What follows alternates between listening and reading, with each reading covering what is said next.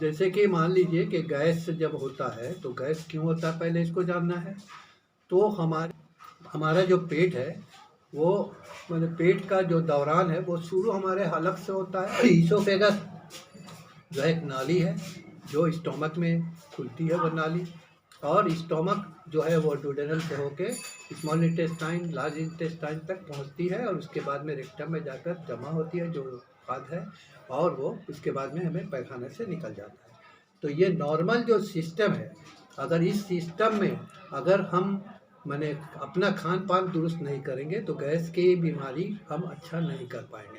लिहाजा होम्योपैथी में क्या होता है कि पहले उनको एडवाइस करते हैं कि देखिए आप ज़्यादा से ज़्यादा सब्ज़ी और मैंने जो जिंदा चीज़ें हैं उसको आप खाइए और मुर्दा चीज़ों से परहेज़ कीजिए।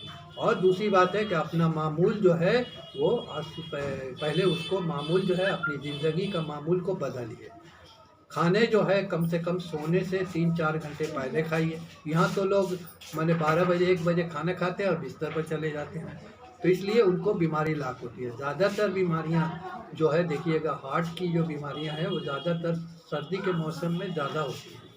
उसकी वजह ये है कि उस वक्त लोग सो जाते हैं और खिड़की दरवाजे बंद रखते हैं और वेंटिलेटर जो है उसी के ऊपर में सब कुछ मुनहसर होता है, इन्हसार करता है। तो ऐसे हालत में ऑक्सीजन की कमी होती है। ऑक्सीजन फेफड़े के ज़रिया दिमाग तक अगर नहीं पहुंचता है तो माने हार्ट पर भी उसका ज़र पड़ता है, और इंसान जब सोया हुआ रहता है तो उसके जो ये उसके बदन जो है वो जो रेस्ट में जब होता है तो बहुत सारी बीमारियों से उसको अगर सही नींद हो तो बहुत सारी बीमारियां ऐसे भी ठीक हो जाती हैं। लेकिन मामूल अगर आदमी ठीक नहीं करेगा तो वो माने बीमारी अच्छा नहीं हो सकता है, उसको भोगना होगा। स्किन डिजीज के बारे में बताएं, लोगों को स्किन डिजीज की बीमारी क्यों होती है?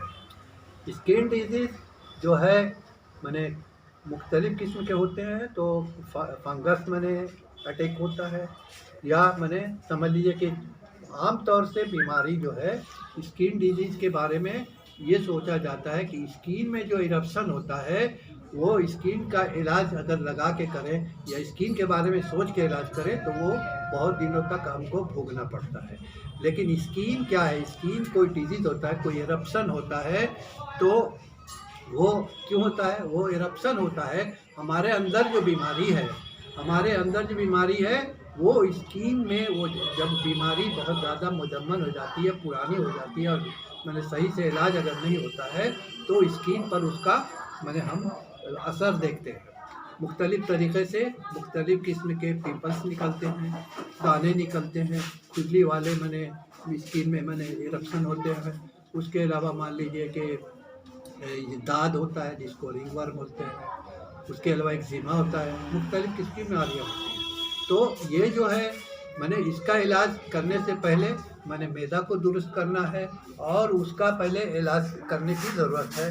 स्किन की बीमारी जो है जिस वजह से हुई थी अगर वो वजह चला जाएगा तो स्किन की बीमारी भी चली जाएगी। स्किन पर हम लोग मैंने कुछ लगाने से मना इसलिए करते हैं कि वो दब जाएगा और फिर अच्छा नहीं हो पाएगा, बहुत दिनों तक आदमी को भोगना होगा। होम्योपैथी में भी लिमिटेशन है, आयुर्वेदिक में भी है और एलोपैथी में लिमिटेशन है। और केस को ये समझना है कि अगर मान लीजिए कि कोई फोड़ा हुआ है तो एलोपैथिक में दवा देने के बाद अगर ठीक नहीं हो रहा तो उसको सर्जन के पास भेजते हैं, सर्जन उसको काट देता है और या इनर साइड में बदन के अंदर कोई अगर फोड़ा या कुछ हो रहा है तो उसको भी ऑपरेशन के जरिए उसको ठीक करने की कोशिश करते हैं।